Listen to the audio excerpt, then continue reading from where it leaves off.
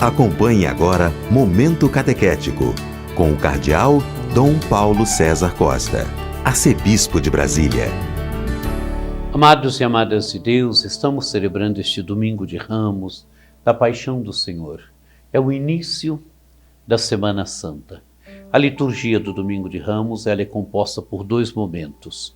No primeiro momento, a bênção dos ramos, a procissão até a igreja, tem a proclamação nesta primeira parte do Evangelho, este ano tirado do Evangelho de São Mateus, capítulo 21, dos versículos de 1 a 11, que narra a entrada de Jesus em Jerusalém.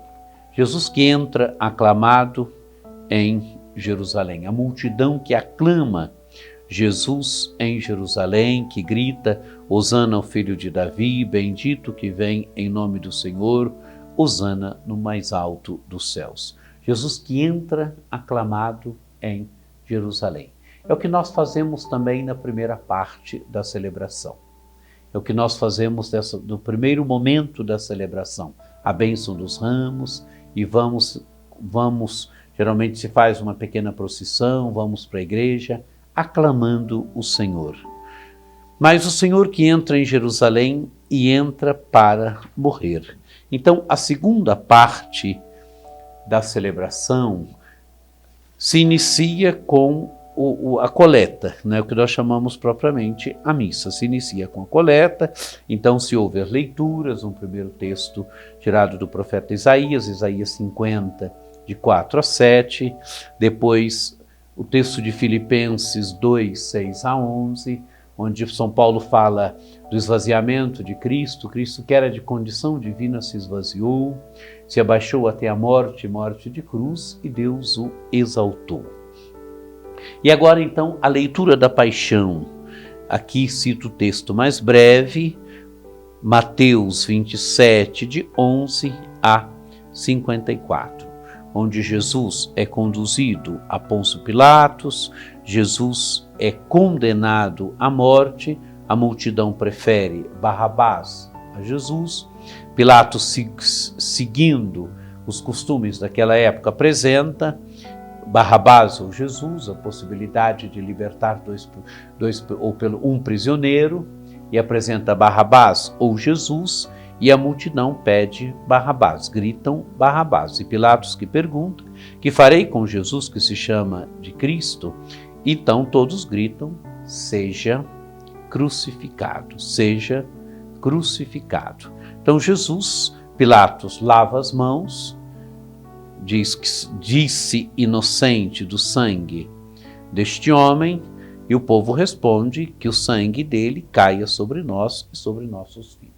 É uma afirmação pesada, que o sangue dele caia sobre nós, sobre nossos filhos. Quer dizer, nós somos culpados do sangue desse homem. Amados e amadas de Deus, Jesus é condenado à morte. Jesus é condenado a que tipo de morte? A morte de cruz. A morte de cruz era a morte de maldição.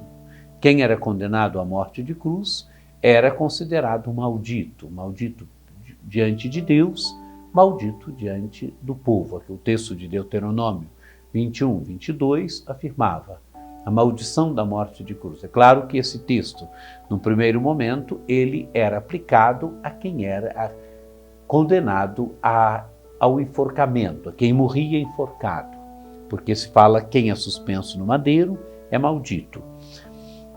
Depois, quando os romanos encontraram, possivelmente dos persas, o suplício da crucifixão, tal era o horror da crucifixão que esse texto foi aplicado à crucifixão. Então Jesus é condenado à morte de cruz. Como é que um judeu vê Jesus? Este homem foi amaldiçoado por Deus, amaldiçoado pelo povo.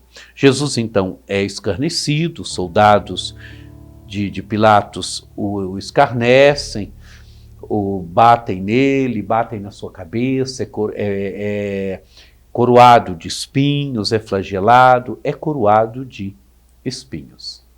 E é conduzido agora para um lugar que se chama Calvário. E ali é o lugar da caveira, né? E chegaram, diz o texto do Evangelho, chegaram a um lugar chamado Gólgota, que quer dizer lugar da caveira. Jesus ali é crucificado. Calvário, Gólgota, lugar da caveira. Ali Jesus, então dão vinho misturado com fel para Jesus, diz o texto do Evangelho, ele provou e não quis beber. É claro que devia ser para aliviar um pouco também o sofrimento, a dor. Mas Jesus não quis beber. E ali então crucificam Jesus. Crucificam Jesus entre dois ladrões. Quer dizer, crucificá-lo entre dois ladrões era uma forma de escarnecer-se dele. Ele que tinha sido condenado como rei, então crucificam entre dois ladrões. Era uma forma de humilhar, uma forma também de escarnecimento, de escarnecer-se dele, de debochar dele, né? Um à direita, outro à esquerda. E as pessoas que passam agora insultam também Jesus, balançando a cabeça. Tu que ias destruir o templo e construí-lo em 3 dias, salva-te a ti mesmo, tu que és o Filho de Deus, desce da cruz. Quer dizer, aí, amados e amadas de Deus, está a grande tentação. Você salvou a outros, salva-te a ti mesmo. Usar os poderes messiânicos em benefício próprio. Salvar-se a si mesmo. Interessante que o Evangelho de São Lucas, quando ele fala das tentações, ele vai dizer que o diabo se afastou, depois da terceira tentação, que o diabo se afastou até o momento oportuno. Qual o momento oportuno? É exatamente a morte de cruz. É a tentação na cruz, a tentação a salvar-se a si mesmo, a tentação a salvar a própria vida, salvar a pele. Mas Jesus não veio para isso. Jesus veio para fazer da sua vida um dom de amor, um dom de serviço. Ele é o Messias servo. Messias que, como nós vimos nas 3 predições da morte, devia ir a Jerusalém, devia morrer, devia ressuscitar. E o texto do Evangelho, então, vai dizer, não é do mesmo modo, também os 2 ladrões que foram crucificados com Jesus ressuscitavam.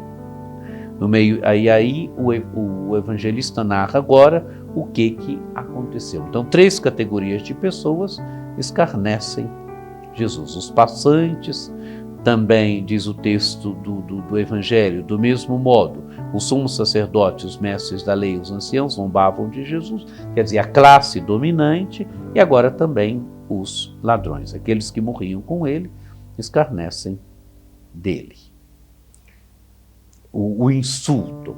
E agora então a imagem, as trevas, a escuridão, do meio-dia até as 3 da tarde, houve escuridão sobre toda a terra. Pelas 3 horas da tarde, Jesus deu um grande grito, um forte grito, Eli, Eli, lama sabachthani, que quer dizer, meu Deus, por que me abandonaste? Jesus está rezando aqui o Salmo 21, e as pessoas interpretam, né, alguns dos que estavam ali dizendo, ele está chamando por Elias. Vamos ver se Elias vem salvá-lo. E diz o texto do Evangelho, e logo, então pegam ainda, não é, agora uma esponja com vinagre, colocam na ponta uma vara e lhe dão para beber, e outros ainda continuam escarnecendo, vamos ver se Elias vem salvá-lo.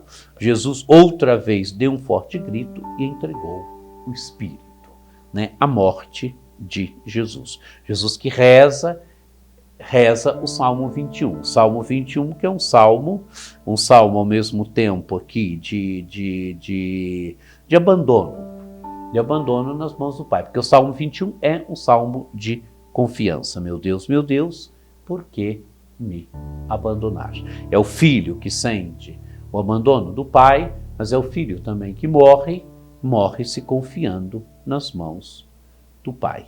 O evangelista descreve, então, agora, eis que a cortina do santuário se rasgou de alto a baixo, quer dizer, não há mais separação entre Deus e os homens. Jesus é aquele que suprimiu a separação entre Deus e os homens. Então, a cortina do santuário se rasgou, né, em 2 partes. A terra tremeu e as pedras se partiram.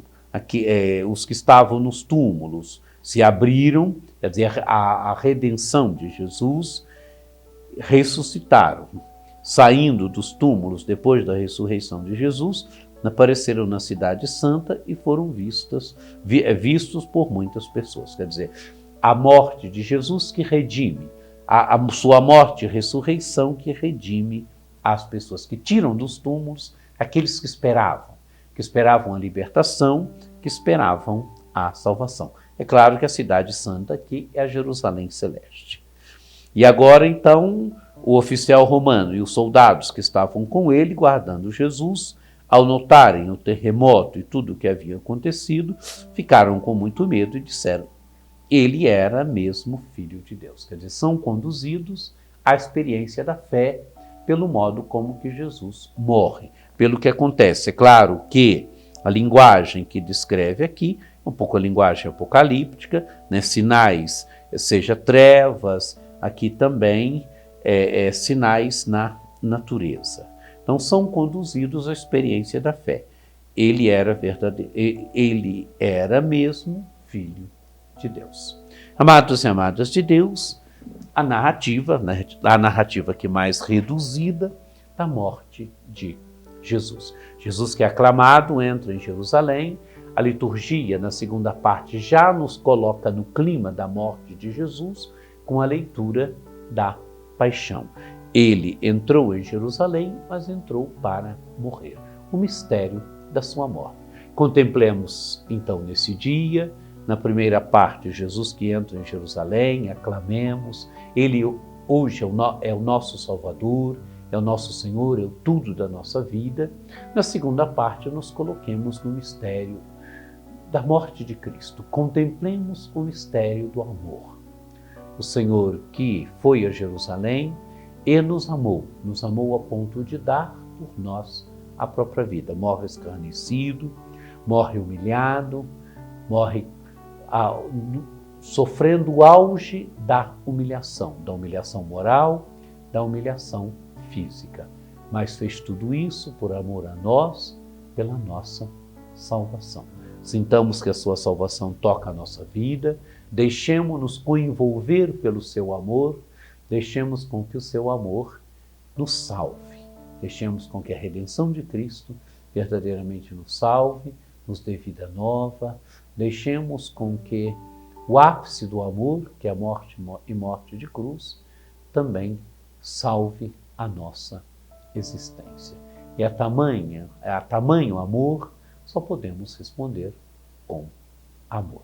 Que você tenha um domingo da paixão do Senhor muito abençoado, um domingo de Ramos muito abençoado para você, para sua família, que desça sobre vós a bênção do Deus Todo-Poderoso, que é Pai, e Filho e Espírito Santo. Amém.